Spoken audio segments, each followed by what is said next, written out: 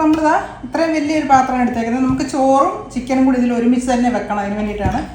അപ്പം ഞാനിതിലേക്ക് ഈ ചിക്കൻ ഇതിലേക്ക് ഇട്ട് കൊടുക്കുകയാണ്. ഇനി ഈ ചിക്കനിലേക്ക് നമ്മൾ ഈ അരച്ച് കൊണ്ടുവന്ന മസാല നമുക്കിതിലേക്ക് ഒഴിച്ച് ചേർത്ത് കൊടുക്കാം. നമുക്ക് കൈ കൊണ്ട് വടിച്ചെടുത്ത് കേട്ടോ. കൈ കൊണ്ട് തന്നെ പുരട്ടുന്നതല്ലേ, അതുകൊണ്ട് പിന്നെ കൈ കൊണ്ട് തന്നെ അങ്ങ് വടിച്ചെടുത്തു. ഇനി നമുക്കിത് ഇതിലേക്ക് നല്ലതുപോലെ പുരട്ടി നമുക്കൊരു 1.5 മണിക്കൂർ അവിടെ വെക്കാം. ഇതിനിടയ്ക്ക് ഞാനിത് ഉപ്പ് നോക്കിക്കോട്ടെ. നമ്മൾ ചോറിൽ ചിക്കൻ ക്യൂബ് ചേർക്കുന്നുണ്ട്, അതുകൊണ്ട് അതിന് നല്ല ഉപ്പുള്ളതായതുകൊണ്ട് ഇതിങ്ങനെ തന്നെ നിൽക്കട്ടെ. ഇതൊരു 3 ചിക്കൻ ക്യൂബാണ് ഞാൻ എടുത്തേക്കുന്നത്. ഒരെണ്ണം നമ്മൾ ഇതിലേക്ക് പൊടിച്ചൊന്ന് ചേർക്കുകയാണ്.